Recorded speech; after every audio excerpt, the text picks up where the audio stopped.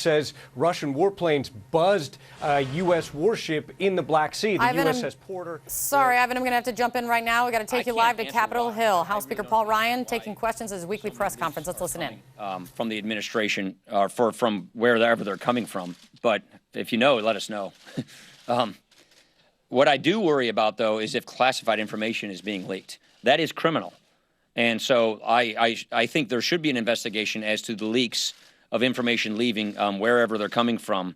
And if it's classified information, that is criminal, and there should be a criminal investigation of these leaks. That does compromise our national security.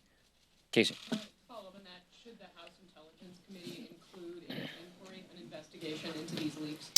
Yeah, the House Intelligence Committee is the proper place for this. They're the ones who get access to the sources and methods.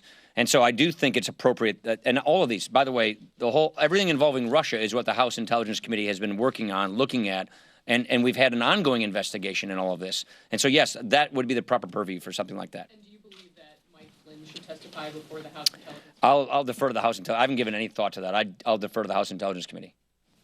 Nothing, Robert? All right. Yeah.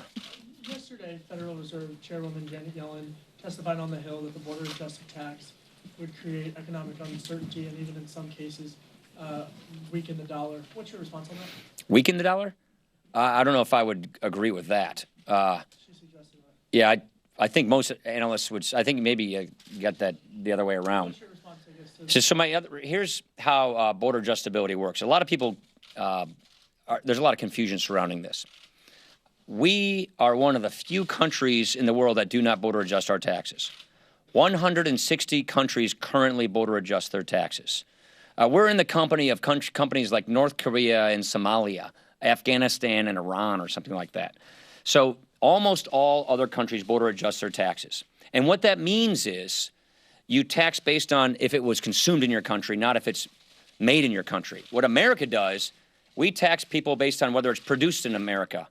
And so that means we do not tax our imports and we tax our exports. And we're putting American-made products at a huge disadvantage. There's a built-in bias in our tax code to outsource manufacturing and re-import into this country. That's not good for American jobs. That's not good for American manufacturing. That's not good for American economic growth. And so all we're suggesting is let's equalize the tax treatment. Let's be fair to ourselves. And let's treat ourselves like every other country's treating them. So when we make something, just wait. So when we make something in America, let's put it on a level playing field with everybody else. So let's just take this tape recorder right here. Let's just say this is I hope I didn't turn it off. American-made tape recorder. Oh, this is an Olympus. I have no idea where that's made. Sony, made in Japan. Oops. Dude, I'm sorry. I just want to explain this to you. All right. American-made tape recorder, Japanese-made tape recorder. Here's what Japan does when they make this tape recorder. When they send it for export, they take the tax off of it. And then it comes to America, and it's not taxed. And it comes here to compete against our good, which is taxed. Theirs was untaxed twice. When America makes something, like a tape recorder, we tax it. And then we send it to Japan. As it enters Japan, it's taxed again to compete against their tape recorder. So we are doing it to ourselves. We are hurting American manufacturing and jobs. We are putting a bias against making things in America in the tax code. That is why we think, I hope I didn't screw up your tape recorders. That is why we think this is very important. This is good manufacturing policy. With respect to currency adjustments, it is obvious and mathematical that a currency adjustment would occur when we harmonize our tax laws with the rest of the world.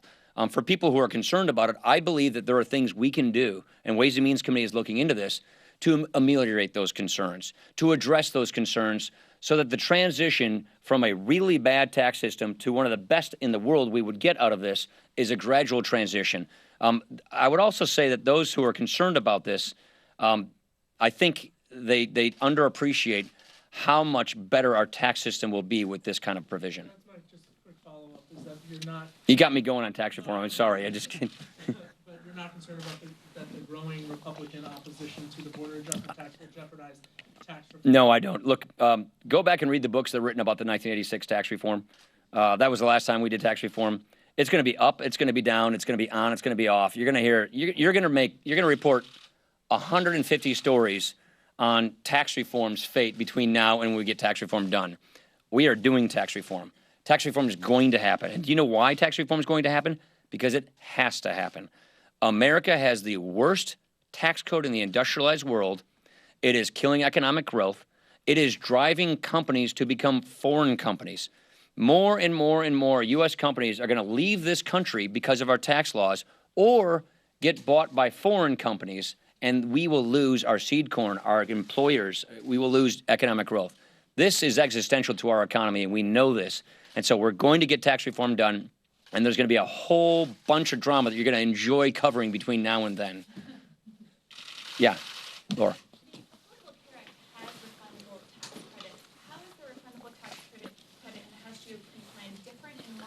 Affordable Care Act, they called them refundable tax credits. They're subsidies. And they're subsidies that say, we will pay some people some money if you do what the government makes you do. That is not a tax credit. That is not freedom. A tax credit is you get the freedom to do what you want and buy what you need, and your choice. The Affordable Care Act is the opposite of that. The Affordable Care Act is the government makes you buy this. And by the way, like I just said, there's 1 or 2 plans left. With Humana's pull-out, there will be 0 plans left in certain markets. They make you buy it, and then they subsidize what you buy. A tax credit is a fixed amount. The Affordable Care Act is not a fixed amount. A tax credit is a fixed amount that is universal to Americans in the individual market to go buy the health insurance plan of their choosing. It is the opposite of Obamacare, which is not a patient-centered system. It's a government-run system. What we're proposing is a patient-centered system where the patient is designs their plan. The patient gets to decide what they want to do. The nucleus is the patient and her doctor versus the nucleus of the system being the government in Obamacare's sake. Case. Wong. Yes, thank you, Mr. Speaker. I know that you heard from Secretary Price this morning. I was wondering if there are any areas where you think the White House could improve communications with Capitol Hill. Actually, no, we're doing really well on that front. I don't know what you guys report, but we talk with the White House daily. Our teams, our House and Senate teams are in conference or in consultations with the White House constantly. We're very excited Tom Price is over there.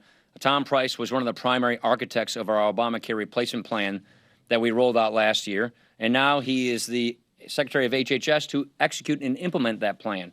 So we're very pleased with that, and I think we have fantastic communication with them. Better than I've ever seen before, actually. The President shared his pick for Labor Secretary. No, I heard it's coming, but I have no idea who it is.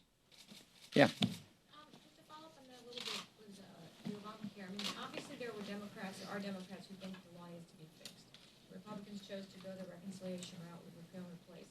Do you think it's going to be possible to have the plan that you just spoke of without help from Democrats? Do you wish you would try to go into this more? We would love to have support from the other side. They've made it really clear to us that they don't want it. They're not interested in doing that. I think, Jennifer, what the Democrats, just taking them at their word, they want to go down the socialized medicine path. They want to go down the government-run healthcare path. They want what they call the public option, which is to basically have no options but a government-run plan. That is not something that we're interested in doing. We think it will do even more damage to the healthcare system in America. And so we believe in a patient-centered system where individuals have the freedom to buy what they want and not what the government makes them buy. And also, we think, Jennifer, it's really, really important to have choice and competition in healthcare because choice and competition lowers costs and increases quality. That is the opposite of what Obamacare does. Obamacare restricts choice. It denies competition. We have monopolies in a third of the counties in America. And as a result of the lack of choice and the lack of competition, you have much higher prices and fewer supply. How about something in the back? I mean, yeah. Do you have any concerns that there's a group of Republicans in the Senate who come from states where Medicaid expansion was already accepted, and they're very skeptical of any plan that takes that away from their states? Yeah, I think it's 32 states, if I'm not mistaken, have Medicaid expansion. Mine did not. We're going to have to find a solution that accommodates each of these two concerns. I've asked Greg Walden, who's our chairman of the Commerce Committee. He, along with Orrin Hatch, are working with governors to come up with a solution so that a state, whether a state chose to take the money or didn't, that going forward, as we give states more control, as we advance the principle of federalism by giving states more control over Medicaid so they can have innovative reforms, that we do it in a way that doesn't disadvantage either of the two sides of that coin. Last question. Susan. Say it again. It's coming. It's after the recess. We're waiting for our scores. So I hate to tell you that CBO and joint tax are going to give us exactly what we want when they say they're going to give it to us. So pending our drafting issues, we're going to be bringing it out after the recess, after the district work period, excuse me. All right, so you're listening right there to House Speaker Paul Ryan in his weekly press conference, offering up a lot of news, talking tax reform, one of his favorite topics, but also saying with regard when asked about the leaks that we've talked so much about, he said if it's classified, that's criminal, and there should be a criminal investigation. That coming from the House Speaker. On Obamacare, before we got to the press briefing, he did also make a big announcement. There's finally, it appears, a timeline for how they will be moving forward with the repeal and replace of Obamacare. House Speaker Paul Ryan announcing at the top, after the upcoming President's Day recess, they will be introducing legislation to do just that, repeal and replace Obamacare. And then, of course, he tried to sabotage reporters by throwing their audio recorders on the ground, stopping them from doing their jobs. I'm just kidding. A funny light moment in that press briefing. We'll get back to the serious stuff now, though. We are watching. I'm going to take you for a live look at the confirmation hearing of President Trump's pick to be the U.S. ambassador to Israel. Well, that's Democratic Senator Tim Kaine right there, of course.